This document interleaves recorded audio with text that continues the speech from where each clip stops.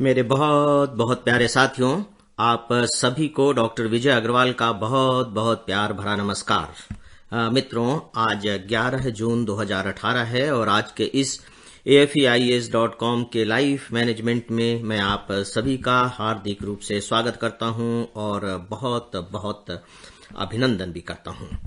Friends, आज के इस लाइफ मैनेजमेंट में मैं आपको किसी के जीवन का एक छोटा सा किस्सा सुनाने जा रहा हूं, लिखा हुआ।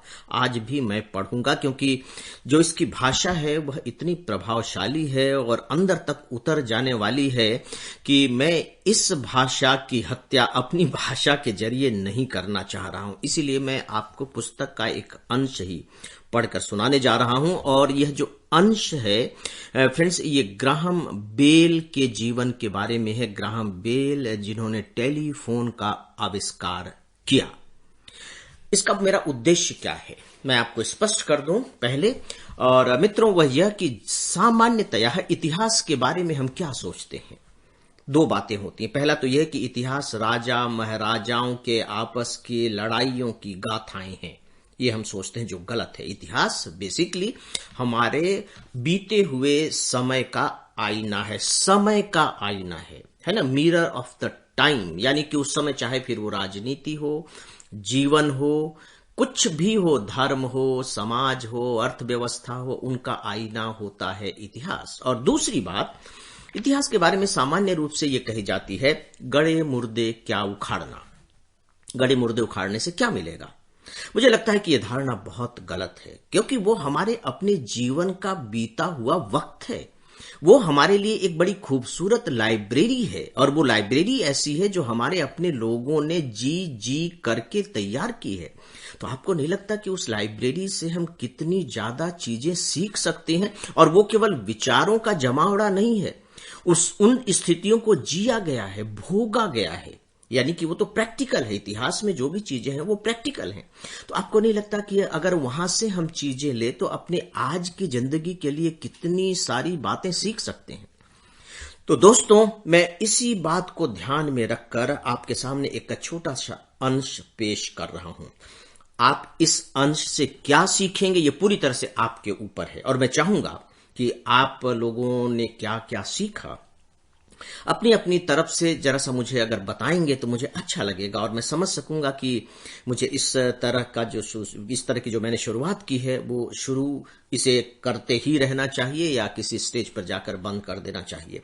और फिर मुझे ये भी लगेगा कि हाँ, आप लोगों में धीरे धीरे मैच्योरिटी डेवलप हो रही है, वो गहरी दृष्टि पैदा हो रही है, इनफैक्ट जो जीवन को समझने में आपकी मदद करेगी। और यही समझ मुझे भी इस लाइफ मैनेजमेंट के लिए प्रोत्साहित करेगी कि नहीं, इसमें मैं जो वक्त दे रहा हूं और आप लोगों तक पहुंचने की कोशिश कर रहा हूं तो वो वक्त फलीभूत हो रहा है और मेरी कोशिश का भी लाभ आप सबको मिल रहा है। दोस्तों, इसमें दो नाम आएंगे। एक नाम आएगा ग्राहम बेल, तो बेल नाम आएगा ही, वो ग्राहम बेल का नाम है। और ये घटना उस समय की है जब उनकी उम्र मुश्किल से 26-27 साल की थी, 28 साल की रही होगी। और बेसिकली कैलिफोर्निया जो अमेरिका का एक शहर है, और वहां गर्मी के दिनों में एक एग्जीबिशन लगा करती थी, इंटरनेशनल सेंटिनियल एग्जीबिशन, शतवर्षीय प्रदर्शनी, अंतर्राष्ट्रीय शतवर्षीय प्रदर्शनी। तो जो लोग भी अपने आविष्कार वगैरह करते थे तो उस प्रदर्शनी में लोग एग्जिबिट करते थे, उसे दिखाते थे और फिर लोग आते थे और उन चीजों को देखते थे कि किन किन चीजों के आविष्कार हुए हैं। तो इसमें जो ग्राहम बेल साहब हैं वहीं उन्होंने अपना जो भी आविष्कार किया है, जिसे हम टेलीफोन के नाम से जानते हैं, उसे एक छोटी सी मेज पर लगा करके और चुपचाप खड़े हैं, ये दृश्य है। और इसमें एक नाम आएगा ह्यूबर्ड। बेसिकली ह्यूबर्ड एक व्यापारी थे और उनकी बेटी जो थी वो बहरी थी। और जो हमारे ग्राहम बेल साहब थे उन्होंने अपने जो कैरियर की शुरुआत की थी वो बोस्टन के एक बहरों जो डीफ होते हैं उनके स्कूल में अध्यापक के रूप में की थी। वहां वो उसे पढ़ाते थे। और जो ह्यूबर्ड महोदय हैं, उनकी बेटी जो बहरी थी उनका नाम था मैबेल ह्यूबर्ड, मैबेल, राइट। ये थोड़ी सी मैं आपको पृष्ठभूमि बता रहा हूं। और मैबेल ह्यूबर्ड से ही फिर ग्राहम बेल ने शादी भी की थी, राइट। तो ह्यूबर्ड साहब जो है, आप कह लीजिए कि उनके भावी ससुर उनको इस तरह के कामों में मदद करते रहते थे। जो अब आर्थिक जरूरत पड़ती थी तब उसे सपोर्ट करते रहते थे। तो ये हैं ह्यूबर्ट महोदय, जो ग्राहम बेल के भावी ससुर हैं। अब मैं अंश को मित्रों पढ़ रहा हूं। खड़े हैं बेल साहब अपनी छोटी सी मेज में एक छोटी सी जगह पर अपने टेलीफोन के यंत्र को लेकर के। उस समय की कल्पना कीजिए, है ना, आज से लगभग आप 150 साल पीछे चले जाइए, 125 साल पीछे चले जाइए। मित्रों, अब आप देखिए कि क्या होता है। ये 1875 की घटना है। खड़े हैं, अब मैं शुरू करता हूं। लेकिन किसी ने भी इसमें कोई खास दिलचस्पी लेने की कोशिश नहीं की। बेशुमार भीड़ थी। लोग उस छोटी मेज के पास से गुजरते, लेकिन शायद ही कोई उधर देखने की तकलीफ फरमाता जिधर एक छोटी मेज पर कुछ यंत्र सजे थे और एक लंबा तगड़ा गलमुच्छों वाला गोरा नौजवान बार बार बेचैनी से अपनी उंगलियां रेशमी टोप पर फेरता टुकर टुकर ताकता रहता था। 2 और दिन ऐसे ही निकल गए, मगर कुछ भी नहीं हुआ। बेल ने निश्चय किया कि वह अपने घर बोस्टन लौट जाएगा और साथ में अपना टेलीफोन भी ले जाएगा। ह्यूबर्ट महोदय ने जोर दिया कि कम से कम रविवार तक तो वह रुके ही। अनेक गणमान्य अतिथि प्रदर्शनी को देखने के लिए आने वाले थे, जिनमें ब्राजील के महामहिम सम्राट और साम्राज्ञी के साथ साथ अमेरिकी वैज्ञानिक प्रोफेसर हेनरी और ब्रिटिश वैज्ञानिक सर विलियम थॉमसन भी शामिल थे, जिन्होंने बाद में लॉर्ड कैल्विन के नाम से रेफ्रिजरेटर का आविष्कार किया था। इसके अलावा प्रदर्शनी के निर्णायक भी सभी मंडपों में आकर नई खोजों की जांच करने वाले थे।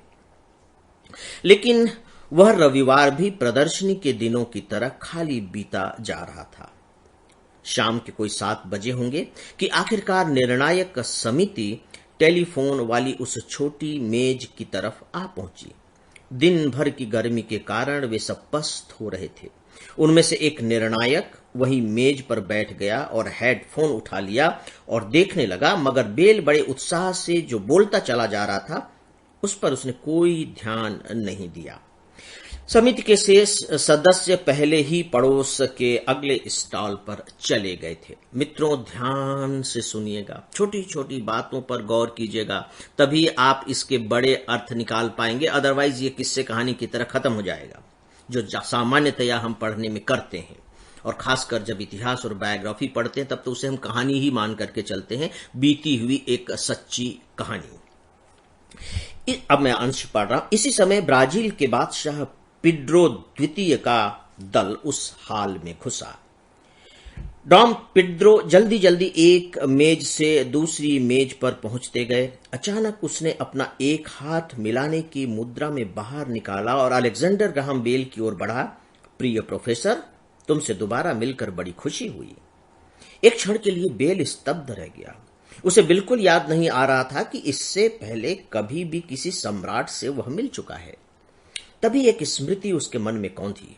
कुछ साल पहले एक दक्षिण अमेरिकी रईस बोस्टन यूनिवर्सिटी में बेल की बोलने की क्रिया से संबंधित कक्षा में आया था। तब आगंतुक ने अपना नाम कांते द एलेंतारा बताया था। अब बेल को पता चला कि वह तो खुद बादशाह ही था, जो अज्ञात रूप में संयुक्त राज्य अमेरिका की यात्रा पर निकला होगा। फौरन इस छोटी मेज के आसपास का वातावरण बदल गया। डॉम पेड्रो देखना चाहता था कि प्रोफेसर ने क्या आविष्कार किया था। अभिग्राही नलियों में से एक इसके हाथ में दे दी गई और कहा गया कि इसको कान से लगा लें। हॉल के दूसरे छोर पर बेल ने दूसरे टेलीफोन को जल्दी जल्दी में डाले गए तार से जोड़ दिया। फिर वह उस यंत्र की एक छोटी सी तुरही में बोला, महामहिम, क्या आप मुझे सुन सकते हैं? मैं प्रोफेसर बेल बोल रहा हूं।